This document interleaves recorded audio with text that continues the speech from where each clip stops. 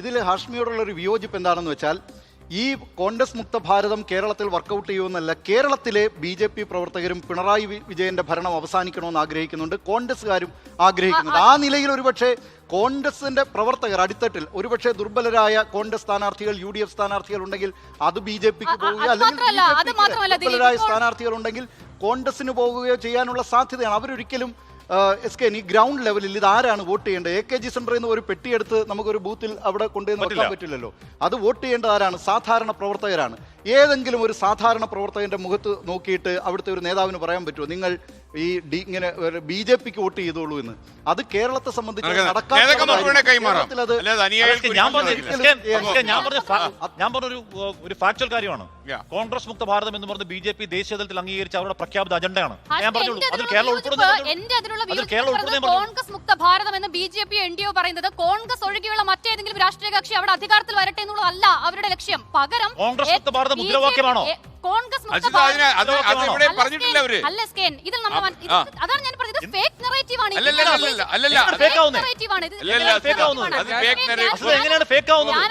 കോൺഗ്രസ് മുക്ത ഭാരതം എന്ന് പറയുന്നത് ബി.ജെ.പിയുടെ പ്രഖ്യാപിത അജണ്ടയാണ്.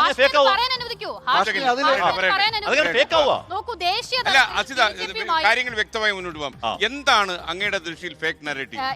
ദേശീയ തലത്തിൽ ബി.ജെ.പിയുമായി എൻ.ഡി.യുമായി നേർക്കുനേർ ഫൈറ്റ് ചെയ്തത് കോൺഗ്രസ് ആണ്. സ്വാഭാവികമായും ഇന്ത്യയുടെ പൊതു സാഹചര്യത്തിൽ കോൺഗ്രസ് മുക്ത ഭാരതം എന്നൊരു അജണ്ട അവർ സെറ്റ് ചെയ്യുന്നു. അവരുടെ പ്രഖ്യാപിത ലക്ഷ്യമാണ്. കോൺഗ്രസ് മുക്ത ഭാരതം എന്ന് ബി.ജെ.പി. പറയുമ്പോൾ കോൺഗ്രസ് അല്ലാതെ മറ്റേതെങ്കിലും ഒരു പ്രാദേശിക കക്ഷി എല്ലാ സംസ്ഥാനങ്ങളിലും ഭരിച്ചോട്ടെ എന്നൊരു ലക്ഷ്യം അവർക്കില്ല. അതായത് അല്ലെങ്കിൽ പിന്നെ കൊടുക്കും. അസിത പറയുന്ന കേട്ടാൽ ആർക്ക് ഇപ്പൊ കേരളത്തിലേക്ക് വന്നു കഴിഞ്ഞാൽ ഇപ്പൊ കോൺഗ്രസ് മുക്ത കേരളമാണ് അവരുടെ ലക്ഷ്യമെങ്കിൽ അവർ പിന്നെ ആർക്കാ ഓപ്ഷൻ കൊടുക്കുക? അല്ല അത് പറയൂ, ചോദ്യത്തിന് ഉത്തരം പറയൂ. ആർക്ക് ഓപ്ഷൻ?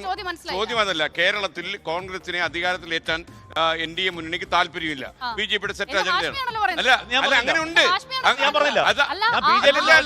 അല്ല അസിത, ഇത് ദേശീയ തലത്തിൽ ബി.ജെ.പി. നേതാക്കന്മാരെ പ്രസ്താവിച്ചുള്ള കാര്യമാണ്. കോൺഗ്രസിനെ കോൺഗ്രസ് മോചിപ്പിക്കുക എന്നുള്ളത്.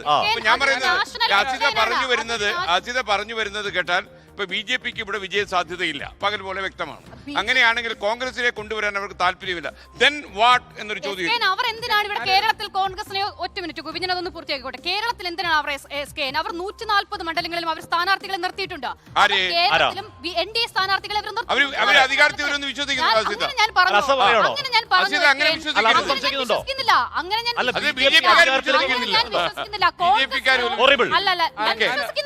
കേരളത്തിൽ ബി.ജെ.പി. അധികാരത്തിലേക്ക് വരാൻ പോകുന്ന ഞാൻ